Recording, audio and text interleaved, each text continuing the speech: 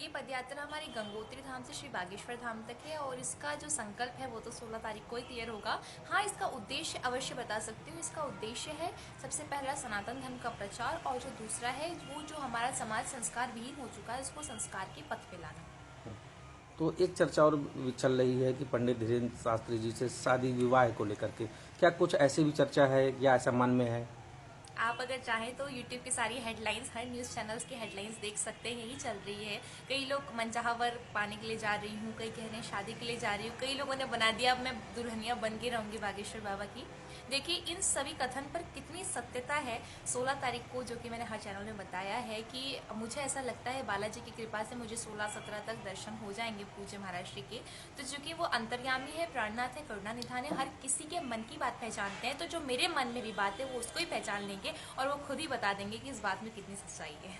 अच्छा, एक चीज और, जो ये कुल होता है तो उस जाति के ब्राह्मण ऐसी भी कोई बात आई थी तो इस नाते बात रखने की बात कही गई है? हाँ, मैंने ये बताया था क्योंकि हम भी सरयुपारीण ब्राह्मण हैं और पूज्य महाराज श्री भी सरयुपारीण ब्राह्मण हैं।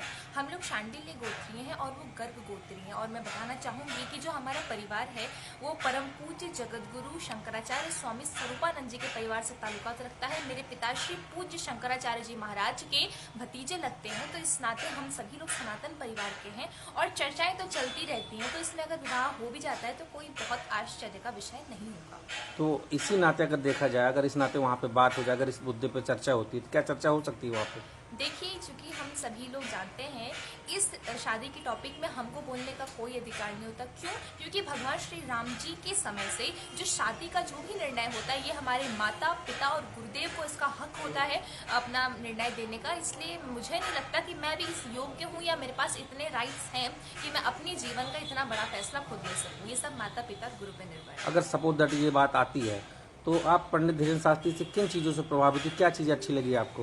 उनकी जो 3 बहुत बड़ी घोषणाएं थी जो मुझे बहुत अच्छी लगी। पहला तो जो सनातन धर्म का जो परचम लहरा रहे हैं, प्रचार कर रहे हैं, बिल्कुल मन मोह लेता है। सेकंड, जो उन्होंने हिंदू राष्ट्र बनाने का जो संकल्प लिया है और थर्ड, जो उन्होंने कैंसर हॉस्पिटल बनाने की जो घोषणा की है। ये 3 बातें हैं जो मुझे उनकी तरफ बहुत ज्यादा आकर्षित करती हैं। अच्छा, ये जो इस समय संकल्प वो बोल भी रहे हैं हिंदू सनातन धर्म को बनाने को लेकर, क्या लगता है आपको कितना सही है ये? हिंदू राष्ट्र था, है और रहेगा और मैं उनके हर संकल्प में उनका साथ देना चाहूँगी, उनका सहयोग करना चाहूँगी। तो कितने किलोमीटर की पैदल यात्रा कर चुकी हैं, क्या लगता है कब तक पहुंच जाएंगी और आपसे मुलाकात हो भी पाएगी कि नहीं हो पाएगी, कितनी इच्छा है मिलने की? हम लोग करीब 1000 किलोमीटर के आसपास की कलश यात्रा कर चुके हैं, जो कि गंगोत्री धाम से हमारा बागेश्वर धाम तक फिक्स है। अभी वर्तमान में हम जहाँ पर हैं यहाँ से जो गढ़ा है वो करीब 180 किलोमीटर है। और रही बात मिलने की, तो देखिए मुझे मेरे बालाजी सरकार पर पूरा भरोसा है।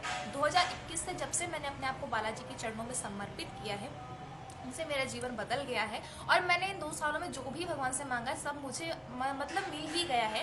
तो मेरी ये भी एक इच्छा है कि मैं पूज्य महाराज श्री से मिलूं, उनके सामने 2 भजन गाऊं, तो मुझे लगता है ये मेरी इच्छा भी पूरी हो जाएगी। कैसे उनको पहचानी थी, कैसे जानी, कब चर्चा में समझ में आया? 2021 में मैं एक दिन ऐसे यूट्यूब की वीडियो स्क्रॉल कर रही थी, उसमें मुझे शॉर्ट वीडियो मिला, उसमें हैशटैग बागेश्वर धाम सरकार था। उस वीडियो में वो किसी के मन की बात पढ़ रहे थे, पर्चा बना रहे थे, तो मैंने वही देखा, सर्च किया और जब देखा कि उनके प्रवचन और ये सब, मतलब मैं तो बिल्कुल दीवानी हो गई। ठीक है।